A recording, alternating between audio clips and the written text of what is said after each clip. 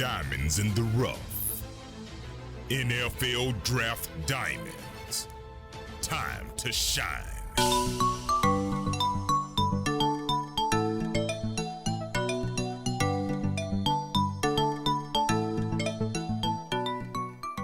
Hi, my name is Jimmy Williams with NFL Draft Diamonds, and today I have with me Tariq Bitson, who's a wide receiver out of Tarleton State, formerly out of Adams State.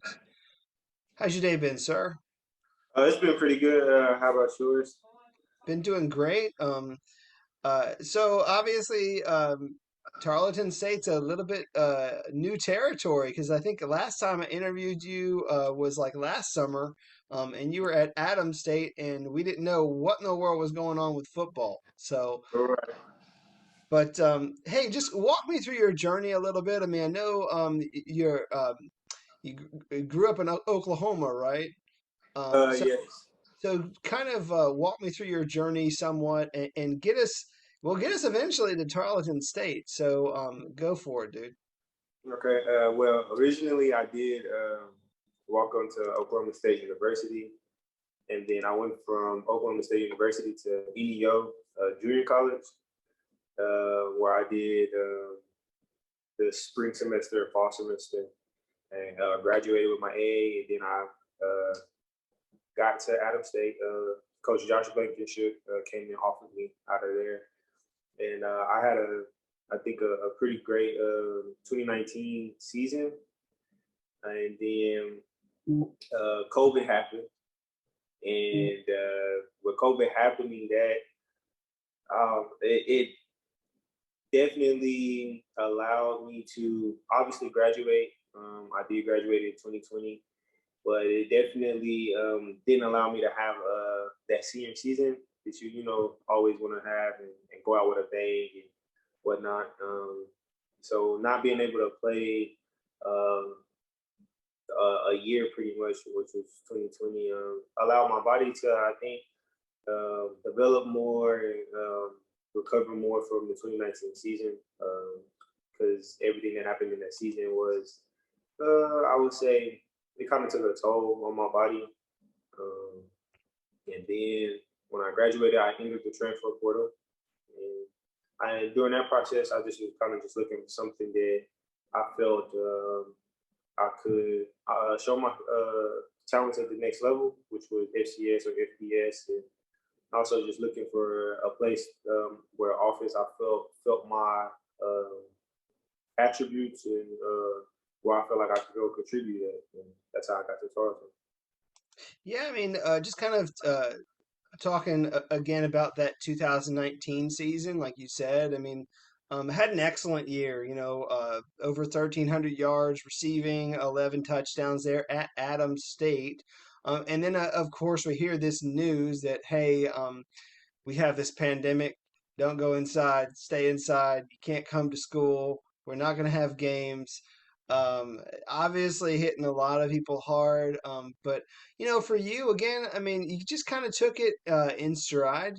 Obviously, ended up getting your degree, which is good. What did you get your degree in there at Adams? I got my degree in business marketing. Business marketing. So I mean, obviously you got your degree, which is nice. And so Tarleton State, hey, there's nothing wrong with going to Tarleton State. I mean, they were probably really like the most elite team there in the Lone Star Conference, which really helped them really make that jump because this was their first year in the, I guess being designated as an FCS program. So and that gives you the opportunity to play some bigger schools and get a chance to let some people really see you out there playing.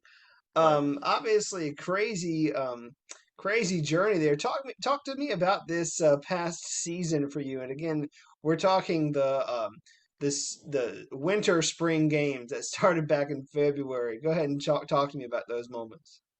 Uh, like you said, playing football during February to April was definitely an adjustment, because obviously, what it's been an outdoor sport, you have to worry about weather and different things like that. And COVID was still going on, so you still have testing and making sure you're wearing your mask 6 feet apart, trying to lift weights with a mask on. Like it was so much different things to have to adjust to, and I just think uh, us as a team, we definitely made those adjustments. And I think the season it didn't go as planned as we would like it to. Of course, we would have liked to have won more games out of the 8 games that we played, but I also think it allowed us to be able to get a sneak peek at what our team is capable of being when the fall season comes, because we have everybody coming back.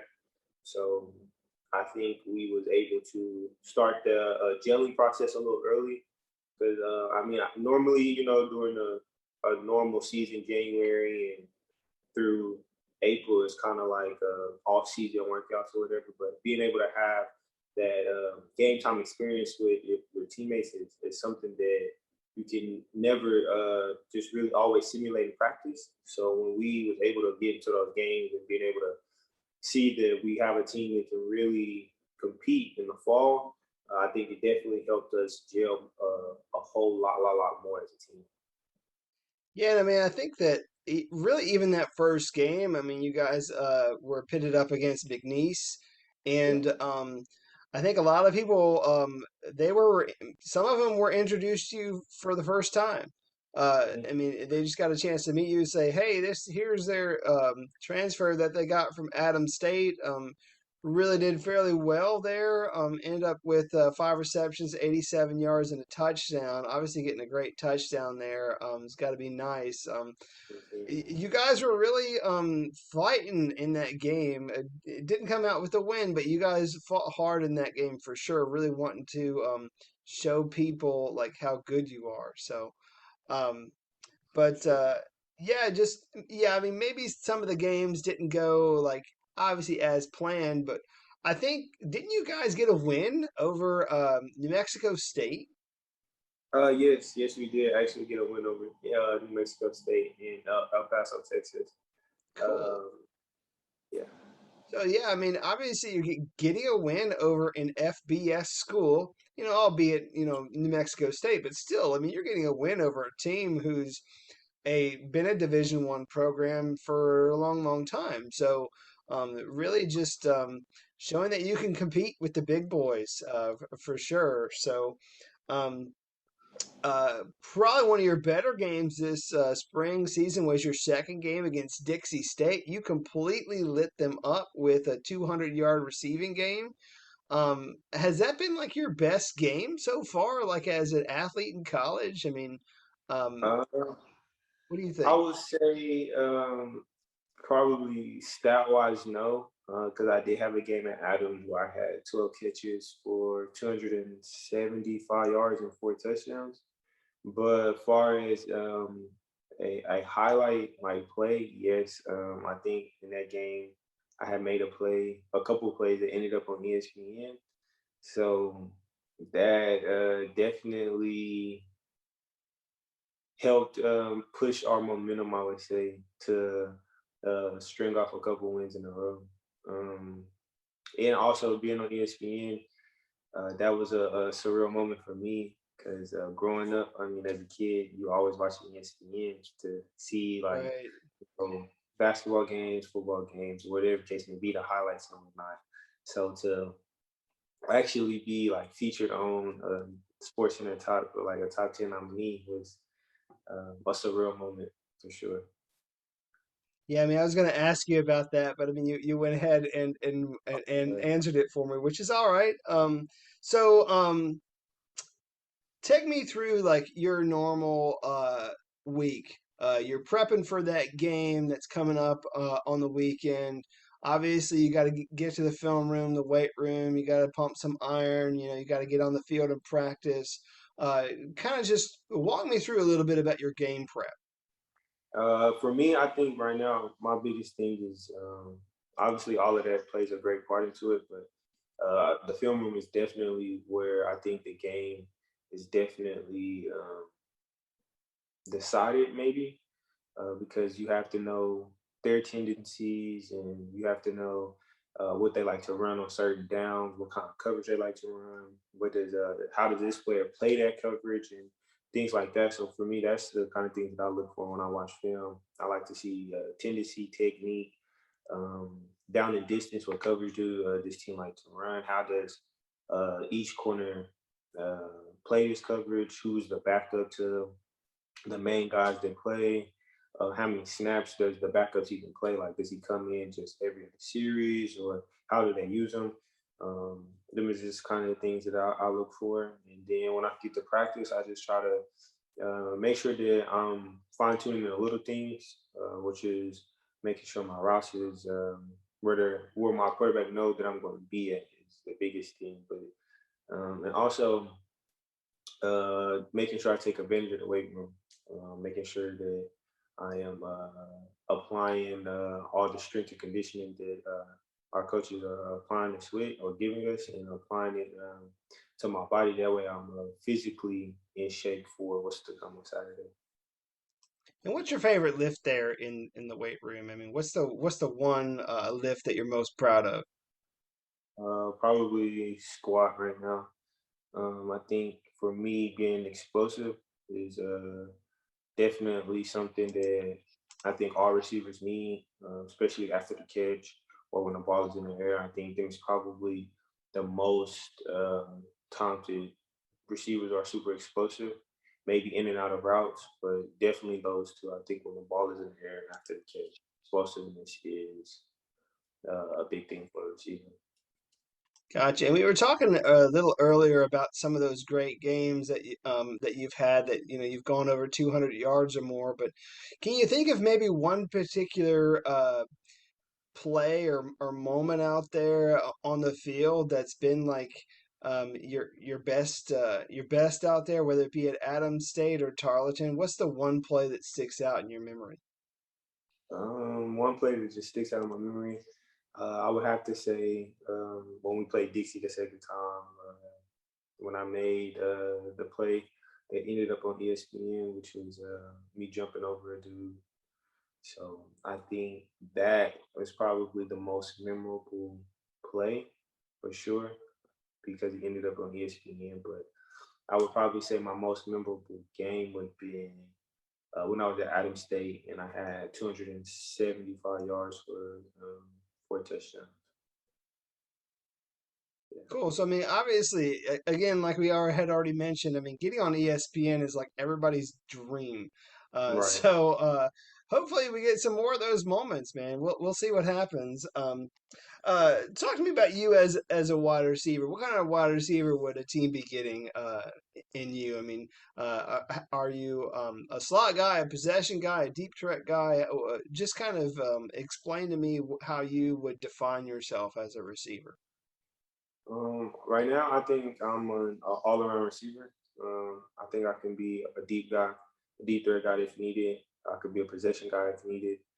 Um, I also think as far as different levels to being a receiver, I think you have playmakers. I think you have game breakers, and right now, I think I am a game breaker type of receiver. I think any team that does decide to draft me in the upcoming draft will be getting somebody that is that can change the game. Cool. And I was going to ask you this one question it's kind of a, I don't know, kind of a psychological thing, where I want you to give your younger self a little bit of advice. I mean, go way, way, way, way, way back to high school. Talk to your 17-year-old self. What sort of advice would you give him to prepare him for like the next 5 years or more? Don't take the game for granted and appreciate every little moment. Appreciate it and don't take the game for granted would be the words I would give my younger self. Gotcha. And let's just take a moment, get to know who Tariq Bitson is, like outside of sports, outside of football. Uh, Tell me a little bit about yourself. I mean, some of your interests, your hobbies, anything you're passionate about. If you've got like, I don't know, maybe some special talent that like not everybody knows about you. I mean, anything that you want to share, go ahead, hit me with it. Well, a little bit about myself. I like to when I'm not playing football. I like to play basketball a little bit because I was a two-sport athlete in high school. But also, besides that, I like to learn new things, whether it's history or learning things that I didn't know about certain cultures or things like that. So I think that's definitely something that I try to learn something every day. Um, whether that's just asking my teammates different things of like where they come from, like how do they do things, like what kind of foods or whatever the case may be, do they eat in their culture or things like that. So um, I think learning something new every day is something I take pride in. Cool. And again, you're an Oklahoma kid, so tell me a Mhm. little bit of something about your hometown. I mean, if I were to come to your hometown, where would I have to go? What would I have to do? If you came to Tulsa, Oklahoma, I think definitely you would have to visit the Tulsa Race Massacre. That is big right now. Right now in Tulsa, that is something that I think a lot of people need to know about. I don't think a lot of people knew the magnitude of that situation until now, which we just had 100-year memorial for it. A place that you should eat at. Um, there's a lot of good food places in Tulsa, but I would say probably Wanda J's. It's a good soul food place in Tulsa. But yeah. Nice. I mean, obviously, pretty good place to eat at. I think I did actually see something about the Tulsa, massacre, like on the History Channel or something. I think I saw a little bit of that. So definitely, obviously, some place to go visit. If anyone ever gets out there. Tariq, I want to go ahead and wrap things up a bit. I always ask people the why question, so go ahead and hit me with it. I mean, tell everybody why you play this great game, and just your motivation. My why for playing this game is I love to compete. I'm a competitor at heart. I compete in anything I do, and I think football definitely has allowed me to showcase my competitive spirit freely without having to be judged or felt like I'm being too competitive. Um, and then my motivation right now is trying to just make a better living for me, my family, my young daughter, this one, and just trying to be the best that I could be in this game. Great. And finally, give all those teams in the NFL, all those scouts, your final pitch. I mean, why should they take a chance on you, draft you, sign you? What kind of teammate would you be for their program? And like you just said, to the 32 NFL teams, I think um, when you guys, draft me or sign me or whatever the case may be, you'll be getting a player that is definitely a team player, definitely a team player, um, someone who is hardworking, definitely going to be a leader on and off the field, um, someone who's dedicated to his craft, um, and also someone that, like I said, can be a game breaker if just given the opportunity. Yeah, I mean, definitely a guy who, as far as we know, I mean, you've dominated at each level of play that you've been at. So I mean, we'll see what happens. I mean, I do think that a lot of these NFL teams really need to know who you are. Obviously, being on ESPN, everybody should know who you are, now. But yeah, Tariq, I mean, again, have you in my notes, 6'2", 205 pounds. I mean, pretty decent size for a wide receiver. So can be able to use you in so many facets, whether it be a downhill threat, an end zone target, but definitely a game changer and playmaker. But hey, dude, this has been great. I appreciate your time, um, and just wish you all the best moving forward.